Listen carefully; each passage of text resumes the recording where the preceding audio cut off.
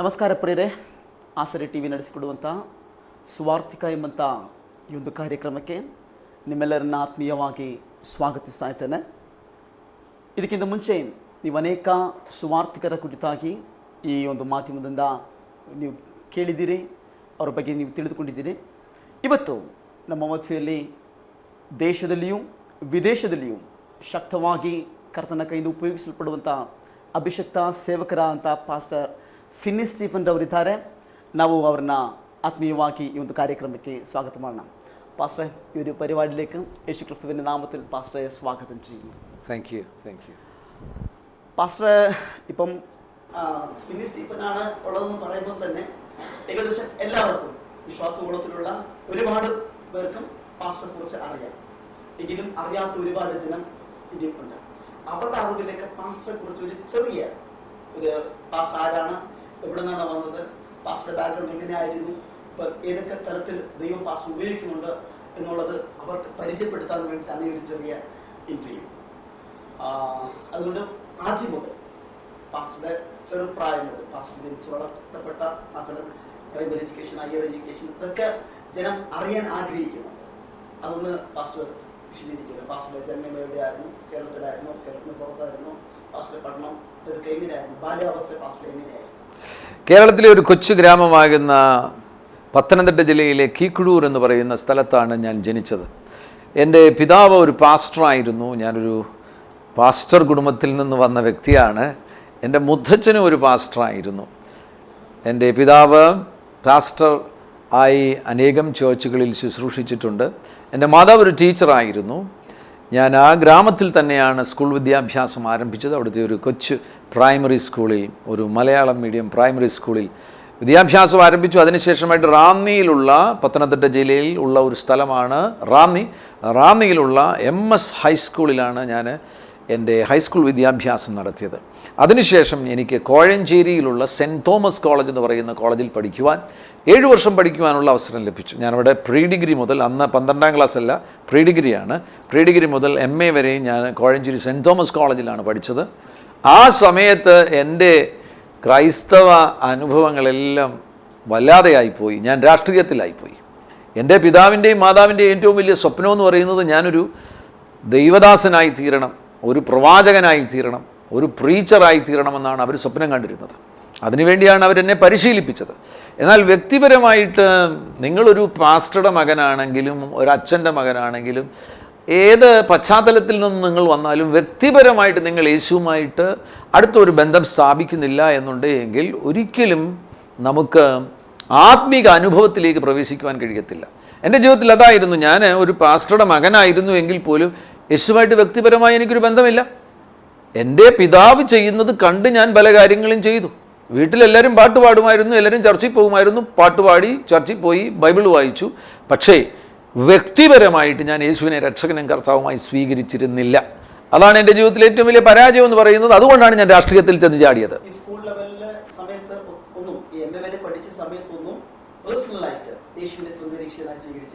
അങ്ങനൊരു കാര്യം അറിയത്തില്ല. ഞാൻ വിചാരിച്ചത് ഞാനൊരു ചർച്ചിൽ പോകുന്നുണ്ടല്ലോ, അപ്പോൾ യേശു എൻ്റെ ഉള്ളിലുണ്ട് എന്നാണ് ഞാൻ ചിന്തിച്ചത്. എന്നാൽ എൻ്റെ MA കഴിഞ്ഞതിന് ശേഷം ഞാൻ ലോ കോളേജിൽ പോയി ചേർന്നു. ആ സമയത്ത് മഹാരാഷ്ട്രയിൽ പൂനെയിൽ എനിക്ക് ലോ പഠിക്കുവാനുള്ള അവസരം ലഭിച്ചു. അതിന് മുന്നമേ ഈ കോഴഞ്ചേരി സെൻറ്റ് തോമസ് കോളേജിലായിരുന്നപ്പോൾ ഞാൻ പറഞ്ഞല്ലോ രാഷ്ട്രീയത്തിലായി പോയപ്പോൾ അന്ന് ഞാൻ കോൺഗ്രസ് രാഷ്ട്രീയത്തിലാണ്. കോൺഗ്രസിൻ്റെ വിദ്യാർത്ഥി വിഭാഗം ഞങ്ങളുടെ കോളേജിൽ വളരെ ശക്തമായിരുന്നു. അതിൻ്റെ വിദ്യാർത്ഥി വിഭാഗം നേതാവായി തീർന്നു. അപ്പോൾ ഞാൻ കോളേജ് യൂണിയൻ ചെയർമാനായി, യൂണിവേഴ്സിറ്റി യൂണിയൻ കൗൺസിലറായി, അവിടെ മഹാത്മാഗാന്ധി യൂണിവേഴ്സിറ്റി യൂണിയൻ്റെ സ്റ്റുഡൻസ് യൂണിയൻ്റെ ലീഡറായി, അങ്ങനെ രാഷ്ട്രീയത്തിൽ അങ്ങ് പോവുകയായിരുന്നു. ഞാൻ കരുതി ഈ പോക്ക് പോയാൽ മന്ത്രിയാകുമെന്ന് വരെ ഞാൻ കരുതിയിരുന്നു.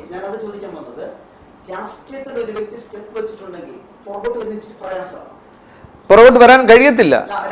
എനിക്ക് അടുത്ത ലെവലിലേക്ക് കയറണം, ആ ഒരു ചിന്താഗതി ഉള്ളപ്പോൾ ഈ ഫീൽഡിലേക്ക് വരാനുള്ള പ്രേരണ കാരണം പലതുണ്ടോ? അതിൻ്റെ കാരണം യഥാർത്ഥത്തിൽ എൻ്റെ അമ്മയുടെ പ്രാർത്ഥനയാണ്. അമ്മ ഒരിക്കലും ഞാനൊരു രാഷ്ട്രീയക്കാരനായി കാണുവാൻ ആഗ്രഹിച്ചില്ല. രാഷ്ട്രീയത്തിൽ പ്രവേശിച്ചാൽ പാസ്റ്റർ പറഞ്ഞതുപോലെ തന്നെ ഒരാൾക്കും പുറകോട്ട് വരാൻ കഴിയത്തില്ല. അതൊരു വലിയ കുരുക്കെന്ന് വേണമെങ്കിൽ പറയാം. അകത്ത് കയറിക്കഴിഞ്ഞാൽ ഒരു വലിയ മത്സരമാണ്, മുന്നോട്ട് പോകണം. ഞാനപ്പോൾ പാർട്ടിയുടെ ജില്ലാ സെക്രട്ടറി ആയി തീർന്നു. ജില്ലാ സെക്രട്ടറി ആയിരിക്കുമ്പോൾ എനിക്കറിയാം അടുത്ത റൗണ്ടിൽ എനിക്ക് ജില്ലാ പ്രസിഡന്റ് ആകുവാൻ കഴിയും. ജില്ലാ പ്രസിഡന്റ് ആയി കഴിഞ്ഞാൽ എനിക്കറിയാം അടുത്ത റൗണ്ടിൽ എനിക്ക് സ്റ്റേറ്റ് കമ്മിറ്റിയിൽ പ്രവേശിക്കാൻ കഴിയും, സ്ഥാനക്കയറ്റം കിട്ടും. അങ്ങനെ സ്ഥാനക്കയറ്റം കിട്ടിയാണ് പലരും MLA ആകുന്നത്, മന്ത്രിയാകുന്നത്. സ്വപ്നം ഇതാണെങ്കിൽ പോലും എനിക്ക് ഇന്നറിയാം, അന്ന് ഞാൻ അവിടെ നിന്നിരുന്നെങ്കിൽ ഒരു പഞ്ചായത്ത് മെമ്പർ പോലും ഞാനാകത്തില്ലായിരുന്നു. രാഷ്ട്രീയം എൻ്റെ ചോര വലിച്ചു കുടിക്കുകയും അവസാനം ഒന്നുമില്ലാത്ത ഒരു കരിമ്പിൻ ചണ്ടിയായി ഞാൻ തീരുകയും ചെയ്യുമായിരുന്നു. പറഞ്ഞു ഇതിന്റെ പുറകില് പാസ്റ്റർ മാധവന്റെ പ്രാർത്ഥനയാണ്. പ്രാർത്ഥന ഉള്ളപ്പോൾ തന്നെ സ്വയം ഒരു ചിന്ത വരത്തില്ലേ, ഞാൻ ഇതിൽ പോയാൽ ശരിയാകത്തില്ല. നമുക്കൊരു പ്രേരണ, നമ്മൾ ഇതിന് സ്റ്റെപ്പ് എടുക്കാൻ ഒരു സ്റ്റാർട്ടിംഗ് പോയിന്റ് വരത്തില്ലേ? അതെ, അത് എങ്ങനെയാ പാസ്റ്ററിന് വന്നത്? അതിനെ ഉപേക്ഷിച്ച് ഇതിലേക്ക് വരാനുള്ള ഒരു ടേണിംഗ് പോയിന്റ് അമ്മ എന്നോട് പറയുമായിരുന്നു, മോനെ നീ യേശുവിന് വേണ്ടിയുള്ളവനാണ്, നീ എൻ്റെ വയറ്റിൽ കിടന്നപ്പോൾ തന്നെ ഞാൻ യേശുവിന് വേണ്ടി നിന്നെ കൊടുത്തതാണ് എന്നൊക്കെ എന്നോട് അമ്മ പറയുമായിരുന്നു. എൻ്റെ പിതാവ് പാസ്റ്ററല്ലേ, പാസ്റ്റർ ആയിരിക്കുന്ന പിതാവ് എന്നോട് ഒരുപാട് കാര്യങ്ങൾ പറഞ്ഞു തരുമായിരുന്നു. പക്ഷേ അതൊന്നും പാലിക്കുവാൻ കഴിയില്ല. അമ്മ 13 വർഷം പ്രാർത്ഥിച്ചു, മടി കൂടാതെ പ്രാർത്ഥിച്ചു, രാത്രിയിലും പകലും പ്രാർത്ഥിച്ചു, ഉപവസിച്ച് പ്രാർത്ഥിച്ചു മകൻ്റെ മാനസാന്തരത്തിന് വേണ്ടി. അമ്മയോട് ഞാൻ പറയുമായിരുന്നു, അമ്മയെ ഞാനൊരു മന്ത്രിയാകുമെന്ന്. എന്നാൽ അമ്മ എന്നോട് പറയുമായിരുന്നു, നീ മന്ത്രിയാകത്തില്ല, നീ ദൈവത്തിൻ്റെ ദാസനാകും. ആ അമ്മയുടെ വിശ്വാസം അതേപോലെ തന്നെ സംഭവിച്ചു. അതിന് കാര്യമായ ഒരു സാഹചര്യം എന്ന് പറയുന്നത്, ഞാൻ മഹാരാഷ്ട്രയിൽ ചെന്ന്, പൂനെയിൽ ചെന്ന് കഴിഞ്ഞപ്പോൾ, ലോ കോളേജിൽ എനിക്ക് അഡ്മിഷൻ കിട്ടി. ഞാൻ അവിടെ ചെന്ന് കഴിഞ്ഞപ്പോൾ അവിടെ പഠിക്കുവാൻ വേണ്ടി തുടങ്ങിയ സാഹചര്യത്തിൽ ഞാൻ ഒരുപാട് പ്രതിസന്ധികളെ നേരിട്ടു. എനിക്ക് പഠിക്കാൻ കഴിയുന്നില്ല, കോളേജിൽ സമയത്ത് പോകാൻ കഴിയുന്നില്ല, എൻ്റെ ശരീരത്തിൽ ആകമാനം വിവിധ രോഗങ്ങൾ വരുവാൻ തുടങ്ങുന്നു, അസ്വസ്ഥത, അസമാധാനം, നിരാശ. ഇന്ന് ലോകത്തിൽ ഒരുപാട് പേരുടെ മേൽ വ്യാപരിക്കുന്ന ഒരു മാനസിക സംഘർഷമാണ് ഡിപ്രഷൻ എന്ന് പറയുന്നത്. ഞാനൊരു ഡിപ്രഷനുള്ള വ്യക്തിയായി തീർന്നു. അന്ന് യൗവനത്തിൽ 20 21 വയസ്സോ കണ്ടുള്ള സമയത്ത് ഞാൻ ഡിപ്രഷൻ അടിമയായി തീർന്ന്, ലോ കോളേജിൽ പഠിക്കും, ഡിപ്രഷൻ അടിമയായി തന്നെ എനിക്ക് പഠിക്കാൻ കഴിയത്തില്ല. പിന്നെ ഈ മരണചിന്ത, ഈ ഡിപ്രഷൻ കൂടി കഴിഞ്ഞ് കഴിഞ്ഞാൽ നമുക്ക് മരിക്കണം എന്നുള്ള ചിന്തയുണ്ടാകും. അനേകർ സൂയിസൈഡ് ചെയ്യുന്നതിൻ്റെ പിന്നിലെ പ്രധാനപ്പെട്ട ഒരു കാരണം എന്ന് പറയുന്നത് അവർക്ക് ഡിപ്രഷൻ ഉള്ളത് കൊണ്ടാണ്. മനസ്സിൽ വന്നിരിക്കുന്ന ആഘാതങ്ങൾ മൂലം, മുറിവുകൾ മൂലം അവരുടെ ജീവിതത്തിൽ പ്രതീക്ഷകൾ നഷ്ടപ്പെട്ട് അവർ ഡിപ്രസ്ഡ് ആയിട്ട് മരിക്കുവാൻ വേണ്ടി ആഗ്രഹിക്കുകയാണ്. ഇത്തരത്തിലുള്ള ചിന്തകൾ ഞാൻ വഹിച്ചുകൊണ്ട് നടക്കുമ്പോൾ എൻ്റെ ഉള്ളിലൊരു ശബ്ദം കേൾക്കാം, നീ ഇതിനുള്ളവനല്ല, നീ ഡിപ്രഷൻ ഉള്ളവനല്ല, നിന്നെ യേശുവിന് വിടുവിക്കാൻ കഴിയും, യേശുവിന് മാത്രമേ നിന്നെ വിടുവിക്കുവാൻ കഴിയത്തുള്ളൂ, അതിനാൽ നീ പ്രാർത്ഥനയ്ക്ക് പോകണം, നീ ചർച്ചിൽ പോകണം. ഇങ്ങനൊരു ശബ്ദം എൻ്റെ ഉള്ളിൽ എനിക്ക് കേൾക്കാം, ഒരു ഉത്ബോധം വരും. അത് അമ്മയുടെ പ്രാർത്ഥനയുടെ പരിണിത ഫലമായിട്ട് പരിശുദ്ധാത്മാവ് എൻ്റെ ഉള്ളിൽ പ്രവർത്തിക്കുന്നതാണ്. അപ്പം ഞാൻ എന്നാൽ കരുതി പൂനെയിൽ ഒരു ചർച്ചിൽ പോകാമെന്ന് കരുതി എൻ്റെ ബന്ധുവിനെ വിളിച്ചു. ആ ബന്ധു എന്നെ കൊണ്ടുപോയത് കൃത്യമായിട്ട് വലിയ പരിശുദ്ധാത്മ സാന്നിധ്യമുള്ള, ആത്മാവിൽ ഒത്തിരി ആരാധിക്കുന്ന ഒരു സ്ഥലത്താണ്, ഒരു ചർച്ചിലാണ് എന്നെ അവർ കൊണ്ടുപോയത്. അവിടെ ഞാൻ പോയിരുന്നു കഴിഞ്ഞപ്പോഴാണ് ഞാൻ മനസ്സിലാക്കിയത്, ഞാൻ ജനിച്ചു വീണ ഭവനം ഒരു പാസ്റ്ററുടെ ഭവനമായിരുന്നു എങ്കിൽ പോലും എനിക്ക് ആത്മീകതയിൽ യാതൊരു ബന്ധവുമില്ല എന്നുള്ളത് എനിക്ക് മനസ്സിലായി. അവരെല്ലാം ഇരുന്ന് ഹല്ലേലൂയ പറഞ്ഞ് ദൈവത്തെ സ്തുതിക്കുമ്പോൾ എനിക്ക് വാ തുറക്കാൻ കഴിയത്തില്ല. എനിക്ക് വലിയ അകത്ത് ഭയങ്കര വെപ്രാളമുണ്ടായി.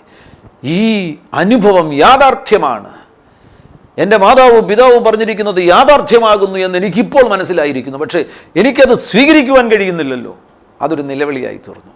അതൊരു വലിയ മാനസാന്തരത്തിൻ്റെ പാതയാണ്. ആ കുറ്റബോധം ഉണ്ടായി, ആ കുറ്റബോധത്തിൽ നിന്ന് പശ്ചാത്താപമുണ്ടായി, പശ്ചാത്താപം നമ്മെ മാനസാന്തരത്തിലേക്ക് നയിക്കുന്നു. പരിശുദ്ധാത്മാവ് അങ്ങനെ പടിപടിയായിട്ട് ദിവസങ്ങളെടുത്ത് എന്നിൽ പ്രവർത്തിക്കുകയാണ്, പഠിച്ചുകൊണ്ടിരിക്കുകയാണ്. അപ്പോൾ കോളേജിൽ പോകുന്നു. അപ്പോൾ ഞാനിങ്ങനെ ചേർച്ചിൽ പോയി പ്രാർത്ഥിക്കുവാൻ തുടങ്ങിയപ്പോൾ എനിക്ക് മാറ്റങ്ങൾ ഉണ്ടാകാൻ തുടങ്ങി. എനിക്ക് കോളേജിൽ പോകാൻ തുടങ്ങുന്നു, എനിക്ക് സമയത്ത് കോളേജിൽ പോകുവാൻ കഴിയുന്നു, പഠിക്കുവാൻ കഴിയുന്നു. ഇങ്ങനെയുള്ള ചില മാറ്റങ്ങളുണ്ടായപ്പോൾ എനിക്ക് മനസ്സിലായി, ദൈവത്തെ വിളിച്ചു കഴിഞ്ഞാൽ ഉത്തരം ലഭിക്കുമല്ലോ.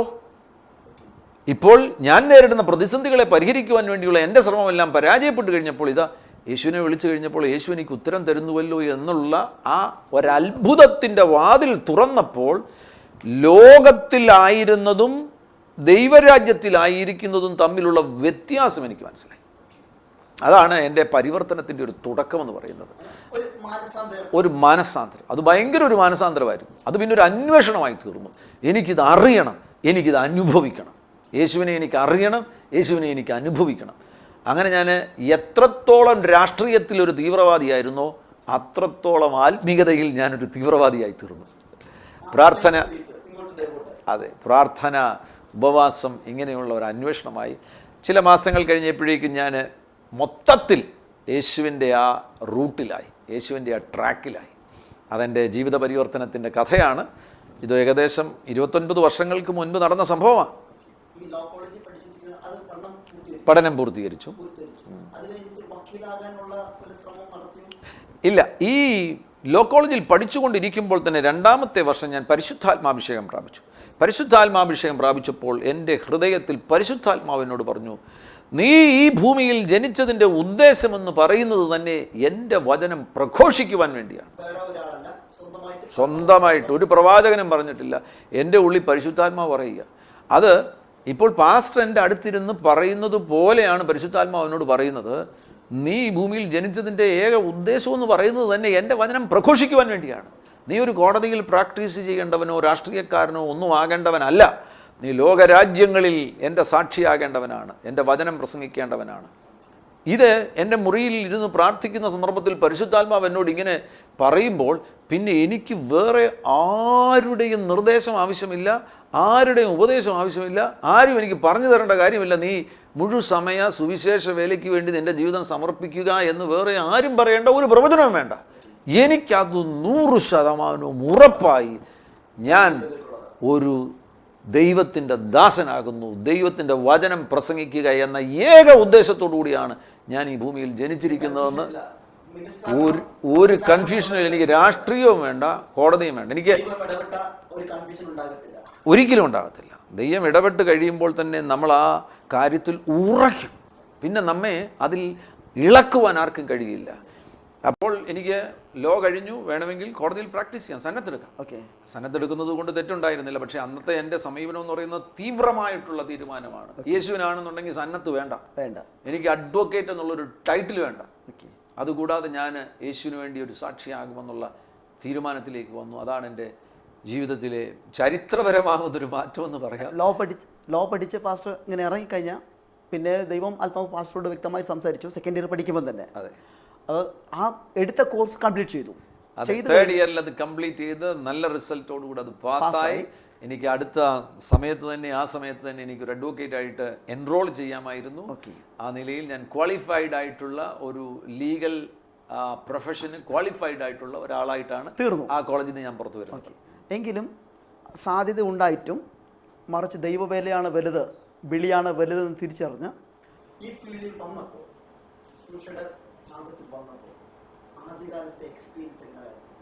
ആദ്യകാലത്ത് ഞാൻ ശുശ്രൂഷയ്ക്ക് വേണ്ടി ഒരുങ്ങുമ്പോൾ ഞാനൊരു ബൈബിൾ സ്കൂളിൽ പോയി പഠിച്ചില്ല. എനിക്ക് പരിശുദ്ധാത്മാവ് പറഞ്ഞു, അത് നിനക്കുള്ളതല്ല, നിന്നെ ഞാൻ എൻ്റെ സന്നിധിയിലിരുന്ന് ഞാൻ വചനം പഠിപ്പിക്കും. അപ്പം ഞാൻ ആ സമയങ്ങളിൽ മണിക്കൂറുകൾ പ്രാർത്ഥിക്കുമായിരുന്നു. ദിവസങ്ങൾ അടുപ്പിച്ച് എൻ്റെ മുറിക്കകത്തിരുന്ന് ബൈബിൾ വായിക്കുമായിരുന്നു, ബൈബിൾ പഠിക്കുമായിരുന്നു. പ്രാർത്ഥന പഠനം ഈ നിലയിൽ വന്നു കഴിഞ്ഞപ്പോൾ, എൻ്റെ ഉള്ളിൽ പരിശുദ്ധാത്മാവിൻ്റെ തീയുടെ വന്നു കഴിഞ്ഞപ്പോൾ ഞാൻ പരസ്യ സ്ഥലത്തിറങ്ങി പ്രസംഗിക്കുമായിരുന്നു. പരസ്യ യോഗങ്ങളിൽ പോയി പരസ്യ സ്ഥലത്ത് പോയി പരസ്യമായിട്ടുള്ള സ്ഥലത്ത് നിന്നുകൊണ്ട് പ്രസംഗിക്കുമായിരുന്നു. അങ്ങനെ വ്യക്തിപരമാകുന്ന ശുശ്രൂഷയാണ് ഞാൻ ആരംഭിക്കുന്നത്. ആളുകളെ കണ്ടുമുട്ടുന്നു, അവരോട് സുവിശേഷം പറയുന്നു, പരസ്യ സ്ഥലങ്ങളിൽ പരസ്യ യോഗങ്ങൾ നടത്തുന്നു, അങ്ങനെ ഭവനങ്ങളിൽ പോകുന്നു, അവരോട് കർത്താവാകുന്ന യേശു ക്രിസ്തുവിനെ കുറിച്ച് പറയുന്നു, ആ സ്നേഹത്തെക്കുറിച്ച് പറയുന്നു.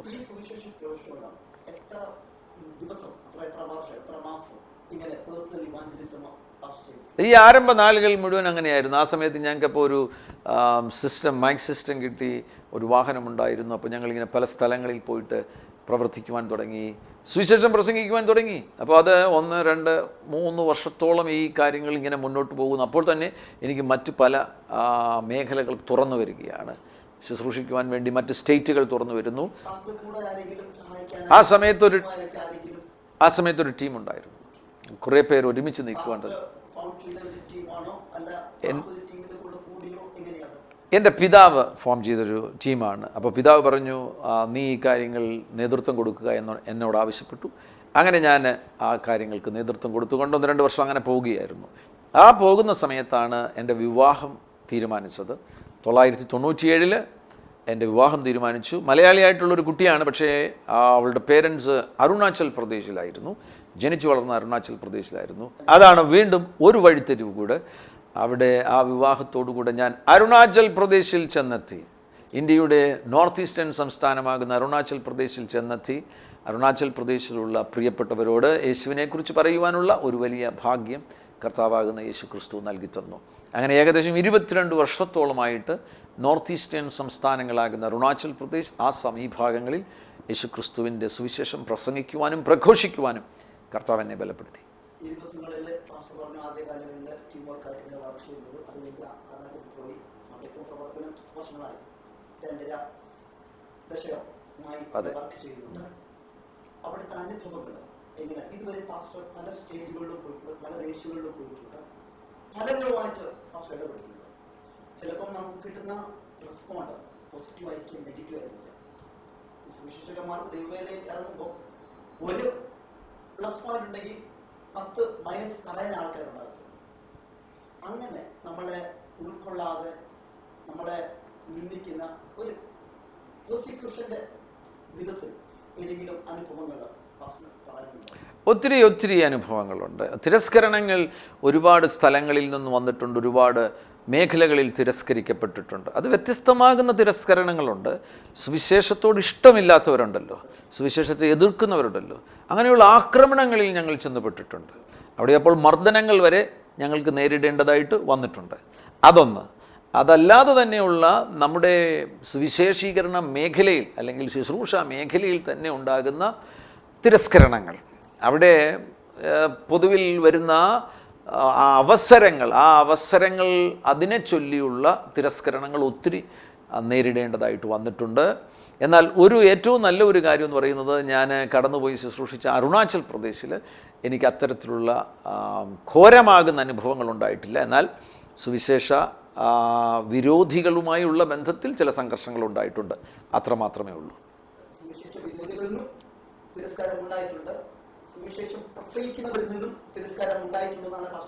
അതെ അതെ, സ്വാഭാവികമായിട്ടുണ്ടാകും. അതെ, അത് കഷ്ടതയിലൂടെയല്ലേ നമ്മൾ തേജസ്സിൽ എത്തിച്ചേരുന്നത്. കഷ്ടത സിദ്ധതയും, സിദ്ധത പ്രത്യാശയും, സഹിഷ്ണുത പ്രത്യാശയും ഉളവാക്കുന്നു എന്നല്ലേ. അവിടെ തന്നെ അത് അവസാനം എത്തിച്ചേരുന്നത് തേജസ്സിലാണല്ലോ. അപ്പോൾ അനുഭവിക്കുന്ന കഷ്ടതയും ലഭിക്കാൻ പോകുന്ന തേജസ്സും തമ്മിൽ ബന്ധമുണ്ട്.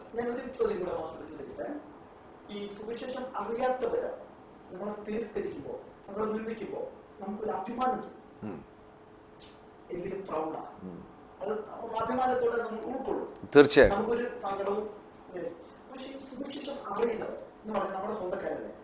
നമ്മുടെ കൂടെ ഇതേ വചനം പ്രസംഗിക്കുന്നവർ, ഇതേ ബൈബിൾ പഠിക്കുന്നവർ, ഇതേ യേശുവിനെ പ്രസംഗിക്കുന്നവർ നമ്മളെ തിരസ്കരിക്കുമ്പോൾ, നമ്മൾ പറയുന്നത് ഉൾക്കൊള്ളാതെ പോകുമ്പോൾ ഡിപ്രഷൻ.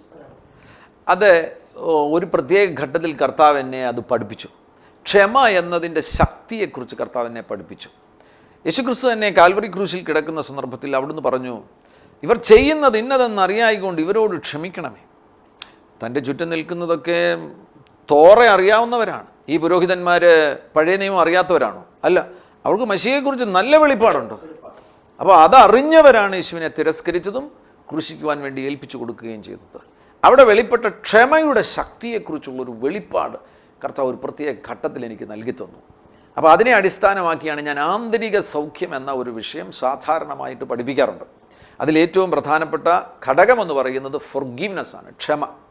ആ ക്ഷമ പ്രായോഗികമാക്കുവാൻ വേണ്ടി തിരസ്കരണങ്ങൾ ഉപകാരമാണ്. എന്നെ സ്നേഹിക്കുന്ന ഒരാളിൽ നിന്ന് എനിക്ക് തിരസ്കരണം വന്നെങ്കിൽ മാത്രമേ എനിക്കറിയത്തുള്ളൂ എനിക്ക് ക്ഷമിക്കാൻ കഴിയുമോ എന്നുള്ളത്. അത് പ്രായോഗികമാക്കുവാൻ വേണ്ടി ഞാൻ ഈ തിരസ്കരണങ്ങളെ ഉപയോഗിക്കുവാൻ തുടങ്ങിയപ്പോൾ എൻ്റെ സന്തോഷം വർദ്ധിച്ചു. എന്നെ തിരസ്കരിക്കുന്നവർ ഉണ്ടാകാൻ തുടങ്ങുക മാത്രമല്ല, എനിക്ക് മനസ്സിലായി എൻ്റെ റിവാർഡ്, എൻ്റെ പ്രതിഫലം വർദ്ധിക്കുകയാണ്. അപ്പോൾ എനിക്ക് എന്നെ ഉപദ്രവിക്കുന്നവരോടും തിരസ്കരിക്കുന്നവരോടും ആത്മലോകത്തിൽ നിന്ന് തന്നെ ഉണ്ടാകുന്ന തിരസ്കരണങ്ങളിൽ എനിക്ക് അവരോട് നന്ദി ഉണ്ടാകുവാൻ തുടങ്ങി. അപ്പോൾ ഞാൻ അവരെ പലരെയും ബഹുമാന പുരസ്സരം മാത്രമേ പിന്നെ ഫോൺ ചെയ്യുമ്പോൾ ആ പ്രത്യേക വ്യക്തിയുടെ പേരിനോട് ചേർന്ന് മലയാളത്തിൽ ഞങ്ങൾ അച്ചായ എന്ന് വിളിക്കും. അങ്ങനെ ബഹുമാന പുരസ്സരമേ ഞാൻ അവരെ വിളിക്കത്തുള്ളൂ. എൻ്റെ ഹൃദയത്തിൽ പോലും അവരെ നിന്ദിക്കുവാൻ ഞാൻ അനുവദിക്കുകയില്ല. അവിടെയാണ് ഉയർത്തെഴുന്നേൽപ്പിൻ്റെ ശക്തി വ്യാപരിക്കുന്നത്. യേശു കാൽവറിയിൽ പറഞ്ഞു, ഇവർ ചെയ്യുന്നത് ഇന്നതെന്ന് ഇവർ അറിയായതുകൊണ്ട് ഇവരോട് ക്ഷമിക്കണമേ എന്ന്. 3-ാം ദിവസം യേശു ഉയർത്തെഴുന്നേറ്റു. നിങ്ങൾ തിരസ്കരിക്കപ്പെടുന്ന വ്യക്തികളാകുന്നുവെങ്കിൽ നിങ്ങൾ ക്ഷമിക്കുവാൻ തയ്യാറായാൽ നിങ്ങളവിടെ ഒരു ഉയർത്തെഴുന്നേൽപ്പിൻ്റെ ശക്തിയാണ് പ്രാപിക്കാൻ പോകുന്നത്. പിന്നെ ഒരു ചോദ്യം കൂടെ. ഇപ്പം സാധാരണ പൊതുവെ പാസ്റ്റർമാര് ശുശ്രൂഷകന്മാരെന്ന് പറയുമ്പോൾ ഒരു ഹൈഫൈ ലെവലിലാണ് ജനം വിലയിരുത്തുന്നത് സാധാരണക്കാരെ ജനം. ഇങ്ങനെ ജനം വിലയിരുത്തുമ്പോൾ പാസ്റ്ററുടെ സാഹചര്യങ്ങളില് ഞാൻ പറഞ്ഞത് ദാരിദ്ര്യമായി പട്ടിണിയോ പ്രയാസങ്ങളോ ഇങ്ങനെ ഏതെങ്കിലും സന്നിവേശങ്ങൾ കടന്നു വന്നിട്ടുണ്ട്? എൻ്റെ സാഹചര്യങ്ങൾ, ഞാൻ ജനിച്ചു വളർന്ന പശ്ചാത്തലം എന്ന് പറയുന്നത്, എൻ്റെ മാതാവ് ടീച്ചറായിരുന്നു. ആ മേഖലയിൽ സാമ്പത്തികമായിട്ട് ബാല്യകാലം മുതൽ പറയുമ്പോൾ അങ്ങനെ ദാരിദ്ര്യം എന്ന് പറയുന്നത് ഞങ്ങളുടെ ഭവനത്തിൽ ആ സമയങ്ങളിലില്ല. മിനിസ്ട്രിയിൽ വന്നതിന് ശേഷം ഉണ്ടാകുന്നതെന്ന് പറയുന്നത്, ഞാൻ ബൈ ഫെയ്ത്ത് ആണ് ജീവിക്കുന്നത്. ഒരാളോട് പോലും ഇന്ന് വരെയും പണം ചോദിച്ചിട്ടില്ല, പണം ചോദിക്കുകയും ഇല്ല. അതാണ് എൻ്റെ വ്യക്തിപരമാകുന്ന ജീവിതവുമായിട്ടുള്ള ബന്ധത്തിൽ. കർത്താവാകുന്ന യേശുവിൽ മാത്രമേ സാമ്പത്തിക കാര്യങ്ങളിൽ ആശ്രയിക്കുകയുള്ളൂ എന്ന് തീരുമാനമെടുത്തു. അതുകൊണ്ട് എല്ലാത്തിനകത്തും ഒരു അത്ഭുതമുണ്ട്. അതോടൊന്നിച്ച് തന്നെ ഞെരുക്കങ്ങളുടെ സമയങ്ങൾ വരുന്നുണ്ട്. മക്കളുടെ വിദ്യാഭ്യാസത്തിന് വേണ്ടി ഒന്നും ചിന്തിക്കാതിരിക്കുന്നത് ഒന്നുമില്ല, ചിന്തിക്കാതിരിക്കുമെന്നല്ല ദൈവം ഒരുക്കി തന്നു. അങ്ങനത്തെ ഏതെങ്കിലും അത്തരത്തിലുള്ള ഒത്തിരി പ്രതിസന്ധികൾ വന്നിട്ടുണ്ട്.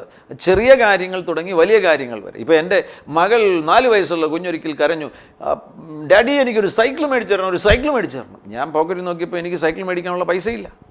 എൻ്റെ സഹോദരൻ അമേരിക്കയിലുണ്ട്, എൻ്റെ മറ്റൊരു സഹോദരൻ അബുദാബിയിലുണ്ട്, എൻ്റെ പെങ്ങൾ സ്വിറ്റ്സർലൻഡിലുണ്ട്. പക്ഷേ ഒരൊറ്റ ആളിനോട് പോലും ഞാൻ ഇതുവരെയും പണം ചോദിച്ചിട്ടില്ല. അവർ തരുന്നത് പോലും ഞാൻ ദൈവകാര്യങ്ങളുമായുള്ള ബന്ധത്തിൽ പ്രയോജനമാണെങ്കിൽ മാത്രമേ സ്വീകരിക്കുവാനും തയ്യാറാകത്തുള്ളൂ. അപ്പോൾ ഈ കുട്ടി ഇവിടെ കരയുകയാണ്, എൻ്റെ മകൾ കരയുകയാണ്, ഈ സൈക്കിൾ വേണമേ സൈക്കിൾ വേണമെന്ന് പറഞ്ഞ് കരയുകയാണ്. ആ സമയത്ത് നോക്കുമ്പോൾ പണമില്ല. അപ്പോൾ ഞാൻ അവളോട് പറഞ്ഞില്ല, നിനക്ക് സൈക്കിൾ മേടിക്കത്തില്ല, സൈക്കിൾ ഞാൻ മേടിക്കത്തില്ല. ഞാൻ അങ്ങനെ തീരുമാനമെടുത്ത് ഞാൻ എൻ്റെ മീറ്റിംഗ് സ്ഥലത്തേക്ക് പോകുവാൻ തുടങ്ങുമ്പോൾ എന്നെ ഒരാൾ ഫോൺ ചെയ്തു. അപ്പോൾ അയാൾ പറഞ്ഞു, നിങ്ങളിപ്പോൾ ഇന്ന് തിരുവല്ലയ്ക്ക് വരുന്നുണ്ടോ? അതെ പാസ്റ്റർ, നിങ്ങൾ തിരുവല്ലയിൽ വരുന്നുണ്ടെങ്കിൽ എൻ്റെ കടയിൽ കയറി ഒന്ന് പ്രാർത്ഥിച്ചിട്ടേ പോകാവൂ. ഞാൻ ചോദിച്ചു, എവിടെയാണ് നിങ്ങളുടെ കട? ബസ് സ്റ്റാൻഡിനടുത്താണ്. ശരി, ഞാൻ അതിനപ്പുറത്താണ് പോകുന്നത്, അപ്പോൾ നിങ്ങളുടെ കടയിൽ കയറി ഒന്ന് പ്രാർത്ഥിക്കാം. അപ്പോൾ അദ്ദേഹം പറഞ്ഞു, എൻ്റെ മകൾ കഴിഞ്ഞ ദിവസം പ്രവചിച്ചു അഭിഷേകമുള്ളവരെ കടയിൽ വിളിച്ച് പ്രാർത്ഥിപ്പിക്കണമെന്ന്. ശരി, ഞാൻ വരാം. കടയുടെ ആ ലൊക്കേഷനൊക്കെ ചോദിച്ചിട്ട് ഞാൻ ചോദിച്ചു, നിങ്ങൾ എന്ത് കടയാണ് നടത്തുന്നത് ചോദിച്ചു. അപ്പോൾ അദ്ദേഹം പറഞ്ഞു, ഞാനൊരു സൈക്കിൾ കടയാണ് നടത്തുന്നത്. നിങ്ങൾ വിശ്വസിക്കുമോ? ആ മനുഷ്യൻ അതിന് മുന്നമേ ഒരിക്കലും എന്നെ വിളിച്ചിട്ടില്ല, അതിനുശേഷം ഇന്ന് വരെ പിന്നെ വിളിച്ചിട്ടില്ല. എൻ്റെ മോള് സൈക്കിളിന് വേണ്ടി കരയുമ്പോൾ ഒരു സൈക്കിൾ കടക്കാരൻ എനിക്ക് വേണ്ടി വന്ന് പ്രാർത്ഥിക്കണമേ എന്ന് ഫോൺ ചെയ്യണമെന്നുണ്ടെങ്കിൽ അതാണ് ദൈവപദ്ധതി. അപ്പോൾ ആ ഒരു നിലവാരത്തിലാണ് കഴിഞ്ഞുപോയ 22 വർഷക്കാലം ശുശ്രൂഷയിൽ ദൈവം എന്നെ സൂക്ഷിച്ചു. ഒന്നിനെക്കുറിച്ചും വിചാരപ്പെടേണ്ട. ഇത് 2019 ഈ ജൂണിൽ കുട്ടികളുടെ ഫീസ് അടയ്ക്കണമെന്നുള്ളതിനെക്കുറിച്ച് ഞാൻ ചിന്തിച്ചിട്ടില്ല. അത് ഞാൻ മറന്നുപോയി. ജൂണിലാകുമ്പോഴാണ് ഫീസ് അടയ്ക്കണമെന്നുള്ളത് മനസ്സിലാക്കുന്നത്. അപ്പോൾ എൻ്റെ ബാങ്കിൽ 1000-ഓ 2000-ഓ രൂപയോ ബാലൻസ് ഉള്ളൂ. എന്നാൽ അത്തക്ക സമയത്ത് ദൈവം എനിക്ക് വേണ്ടി കരുതി, കുട്ടികളുടെ ഫീസ് അടയ്ക്കുവാൻ വേണ്ടി. അപ്പോൾ ഈ 22 വർഷത്തെ ശുശ്രൂഷയ്ക്ക് ശേഷവും ദിനംതോറുമുള്ള ആവശ്യങ്ങൾക്ക് വേണ്ടി ദൈവത്തിൽ മാത്രം ആശ്രയിക്കുവാൻ കൃപയാൽ കഴിയുന്നു. പാസ്റ്റർ, ഞങ്ങൾ നേരത്തെ പറഞ്ഞു പലരും പാസ്റ്ററെ കുറിച്ച് അറിയാം, പലർക്കും അറിയത്തില്ല. പക്ഷേ കുടുംബത്തിനെ കുറിച്ചും എത്ര പിള്ളേരാണ്, അവരെന്ത് ചെയ്യുന്നു, അതും കൂടെ അറിഞ്ഞാൽ സന്തോഷമായി. എൻ്റെ വൈഫിനെ കുറിച്ച് പറഞ്ഞല്ലോ, ഷീബ ജനിച്ചു വളർന്നത് അരുണാചൽ പ്രദേശിലാണ്. നല്ലതുപോലെ ഹിന്ദി സംസാരിക്കും, ബൈബിൾ സ്കൂളിൽ പഠിച്ചിട്ടുണ്ട്, ഹിന്ദിയിൽ പ്രസംഗിക്കും.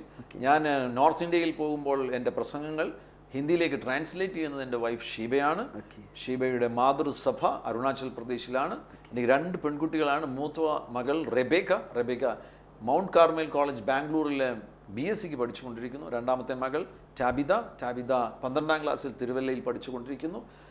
2 കുട്ടികളും ആത്മീകമായിട്ട് അനുഗ്രഹിക്കപ്പെട്ടിരിക്കുന്നു. മൂത്ത മകൾ പാടും, രണ്ടാമത്തെ മകളും പാടും. അവർ 2 പേരും, മൂത്തവൾ ഇപ്പോൾ തന്നെ ശുശ്രൂഷയ്ക്ക് വേണ്ടി ഒരുക്കപ്പെടുകയാണ്. രണ്ടാമത്തെ മകൾ, അവൾ പറയുന്നത് അവൾക്കൊരു ജോലിയും വേണമെന്നാണ് പറയുന്നത്. അവൾക്ക് ജോലിയോടുകൂടെ കർത്താവിൻ്റെ വേല ചെയ്യണമെന്ന് ആഗ്രഹിക്കുന്നു. അതാണ് എൻ്റെ കുടുംബത്തിൻ്റെ ഇപ്പോൾ ഉള്ള അനുഗ്രഹിക്കപ്പെട്ട. പാസ്റ്റർ ഇപ്പം പ്രസന്റ് നോർത്തിലാണോ കേരളത്തിലാണോ? ഞാൻ യാത്ര ചെയ്ത് ശുശ്രൂഷിക്കുന്ന ഒരു ശുശ്രൂഷകനാണ്. അപ്പോൾ ടെൻറ്റില്ല, എങ്ങും ഉറച്ചിട്ടില്ല ഇത്. അരുണാചൽ പ്രദേശിൽ ഞാൻ 22 വർഷം പോകുന്നു എന്ന് പറയുമ്പോഴും ട്രാവലാണ്. അവിടെ പോകുന്നു, ആവശ്യമുള്ളപ്പോൾ പോകുന്നു, പ്രസംഗിക്കുന്നു, പിന്നെയും കേരളത്തിൽ വരുന്നു, അടുത്ത സ്ഥലത്ത് പോകുന്നു. ദൈവം എനിക്ക് അങ്ങനെ ഒരു ടീച്ചിങ് മിനിസ്ട്രി നൽകി തന്നിട്ടുണ്ട്. അതുകൊണ്ട് ഒത്തിരി സ്ഥലങ്ങളിൽ ആവശ്യമുള്ള സബ്ജക്റ്റുകളായിട്ടുള്ള inner healing, supernatural, holy spirit ഈ മേഖലകളെക്കുറിച്ചുള്ള പഠനങ്ങൾക്ക് വേണ്ടി ഒരുപാട് ഉണർവുകളുടെ നടുവിൽ പോകുവാനുള്ള ഭാഗ്യം കർത്താവ് എനിക്ക് നൽകി തന്നു. കേരളത്തിൽ തന്നെ നടന്ന ആരംഭകാല ഉണർവുകളിലെല്ലാം പങ്കാളിയാകുവാൻ ഭാഗ്യം കർത്താവ് നൽകി തന്നു. അരുണാചൽ ഉണർവ്, ഡൽഹിയിൽ ഇപ്പോൾ നടക്കുന്ന ഉണർവ്, അങ്ങനെ വിവിധ ഉണർവുകളുമായിട്ട് കർത്താവ് ബന്ധിപ്പിച്ചിരിക്കുകയാണ്. അതുകൊണ്ട് എൻ്റെ ഹൃദയത്തിലെ ഒരു പ്രധാനപ്പെട്ട സന്ദേശം എന്ന് പറയുന്നത് തന്നെ റിവൈവലാണ്.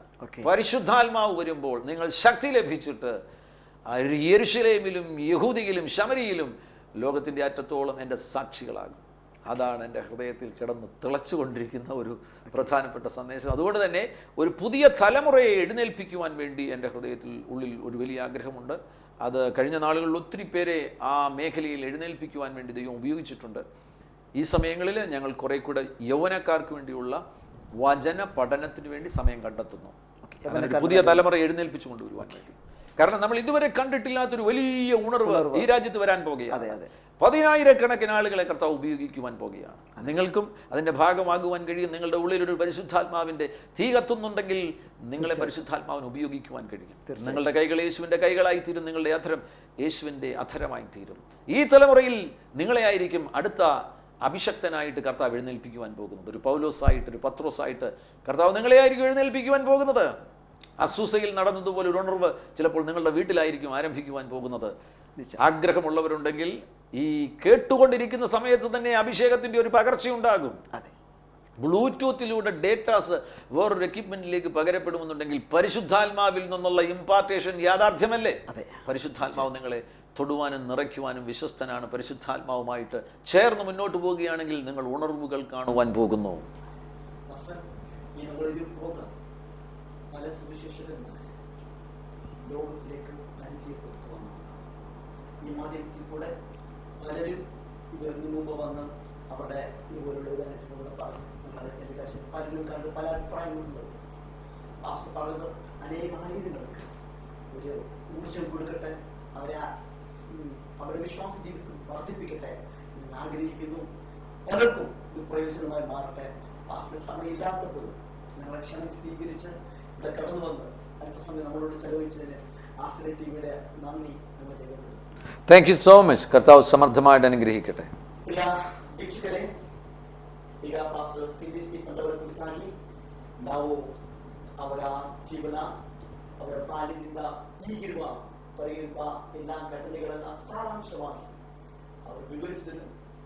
ಒಂದು ಕ್ರೈಸ್ತ ಕುಟುಂಬದ ವ್ಯಕ್ತಿಗಳು ಕ್ರೈಸ್ತ ಕುಟುಂಬದವರಾಗಿ ಹೇಳುವುದಕ್ಕಿಂತ ಒಂದು ಪಾಸ್ಟರ್ನ ಮಗನಾಗಿ ಹುಟ್ಟಿ ಬೆಳೆದು ತನ್ನ ಪದವಿಯ ವಿದ್ಯಾಭ್ಯಾಸದಲ್ಲಿ ಯೇಸುವಿನೊಂದಿಗೆ ಯಾವ ಸಂಬಂಧವೂ ಇಲ್ಲದೆ ಒಬ್ಬ ನಾಮಧೇಯ ಕ್ರೈಸ್ತನಾಗಿ ಜೀವಿಸ್ತಾ ಇದ್ರು. ಅದರಿಂದ ಹಿಂದೆ ಅವರ ತಾಯಿ ನನ್ನ ಮಗನನ್ನ ಕರ್ತನ ಸೇವೆಗಾಗಿ ಉಪಯೋಗಿಸಿತು ಎಂಬ ಪ್ರಾರ್ಥನೆಯಿಂದ ನಿರಂತರವಾಗಿ ಕರ್ತನ ಸನ್ನಿಧಿಯಲ್ಲಿ ಕಣ್ಣೀರು ಸುರಿಸಿದ ಫಲವಾಗಿ ಇವರ ಲಾ ಅಧ್ಯಯನ ಮಾಡುವುದಕ್ಕಾಗಿ ಮಹಾರಾಷ್ಟ್ರಕ್ಕೆ ಹೋದಾಗ ಅಲ್ಲಿ ಇವರ ಜೀವನದಲ್ಲಿ ಗೊಂದಲಗಳು ಕಾಣಿಸಿ ಒಂದು ಸಮಾಧಾನವಿಲ್ಲದೆ ಇರುವಂತಹ ಡಿಪ್ರೆಷನ್ ಆಗಿ ಜೀವನವೇ ಬೇಡ ಎಂಬುದಾಗಿ ಬಯಸುವ ಸಂದರ್ಭದಲ್ಲಿ ದೇವರು ಬೇರೆ ಯಾರಿಗೂ ಅಲ್ಲ ಅವರೊಂದಿಗೆ ಮಾತನಾಡಿ, ನೀನು ಡಿಪ್ರೆಷನ್ ಆಗುವುದಕ್ಕಾಗಿ ಇರುವುದಲ್ಲ, ನಿನ್ನ ಸೇವೆ ಮಾಡುವುದಕ್ಕಾಗಿರುವುದು ಎಂಬುದಾಗಿ ವ್ಯಕ್ತವಾಗಿ ಅವರೊಂದಿಗೆ ಮಾತನಾಡಿ ಅವರನ್ನು ತನ್ನ ಸೇವೆಗೆ ಕರೆದರು. ಪ್ರಿಯ ಸೇವಕರು, ಈ ಮಟ್ಟಕ್ಕೆ ಬರುವುದಕ್ಕೆ ಕಾರಣ ಅವರ ತಾಯಿಯ ಕಣ್ಣಿನ ಪ್ರಾರ್ಥನೆ ಎಂಬುದಾಗಿ ನನ್ನ ಶತ್ರುವಿಗೆ ಹೇಳ್ತಿರುವಂತಹ ಯಾವುದಾದ್ರೂ ತಾಯಿಗಳು ನಿಮ್ಮ ಮಕ್ಕಳ ಜೀವಿತ ನೆಟ್ಟಗಾಗಬೇಕೆಂಬುದಾಗಿ ಕಣ್ಣೀರು ಸುರಿಸುವುದಾದರೆ ವಾಕ್ಯವಿರುತ್ತದೆ, ನಿನ್ನ ಕಣ್ಣೀರನ್ನ ತನ್ನ ಬುದ್ಧಿಯಲ್ಲಿ ದೇವರು ತುಂಬಿಸಿಟ್ಟುಕೊಳ್ತಾನೆ. ಆ ಪ್ರಾರ್ಥನೆಯನ್ನ ದೇವರು ಕೇಳುತ್ತಾನೆ, ತಕ್ಕ ಸಮಯದಲ್ಲಿ ಅದು ಉತ್ತರ ಕೊಡ್ತಾನೆ. ಅನೇಕ ಸಾಕ್ಷಿ ಕೇಳಿದ್ದೇವೆ, ನಾನು ಈ ರೀತಿ ಆಗಲಿಕ್ಕೆ ಕಾರಣ ನನ್ನ ತಾಯಿಯ ಪ್ರಾರ್ಥನೆ. ತಾಯಿಯೇ ನಿನ್ನ ಪ್ರಾರ್ಥನೆಯನ್ನ ಕರ್ತನು ಕೇಳಿ ಉತ್ತರ ಕೊಡುವ ಒಂದು ದಿನವಿದೆ. ಅದೇ ರೀತಿಯಾಗಿ ಜೀವನದಲ್ಲಿ ಚಿಕಿತ್ಸೆಗೊಂಡು ಡಿಪ್ರೆಷನ್ ಆಗಿರುವಂತಹ ವ್ಯಕ್ತಿಗಳು ಯಾರಾದ್ರೂ ಕೇಳ್ತಾ ಇದ್ದಾರೆ, ಅವರನ್ನ ಬಿಡಿಸಿ ಒಂದು ಉನ್ನತ ಮಟ್ಟಕ್ಕೆ ತರಿಸಿದ ದೇವರು ನಿಮ್ಮನ್ನು ಒಂದು ಉನ್ನತ ಮಟ್ಟಕ್ಕೆ ತರಿಸಲಿಕ್ಕೆ ಶಕ್ತಿ ಮಾಡಬೇಕಾದಷ್ಟೇ. ಕರ್ತನಾದ ಯೇಸು ಕ್ರಿಸ್ತನ ಮೇಲೆ ನಂಬಿಕೆ ಇಡು, ನಿಮಗೆಲ್ಲ ವಿಧವಾದ ಬಿಡುಗಡೆಯು ಸಿಗ್ತದೆ. ಪ್ರಿಯ ವೀಕ್ಷಕರೇ, ಇದುವರೆಗೂ ಪಾಸ್ಟರ್ ಅನುಭವವನ್ನು ನಾವು ಕೇಳಿದೆವು. ಮುಂದಿನ ದಿವಸಗಳಲ್ಲಿ ಮುಂದಿನ ಸಂಚಿಕೆಯಲ್ಲಿ ಅನೇಕರ ಜೀವನವನ್ನ ನಿಮ್ಮ ಮುಂದೆ ನಾವು ವಿವರಿಸ್ತೇವೆ. ಅದುವರೆಗೂ ಧನ್ಯವಾದಗಳು.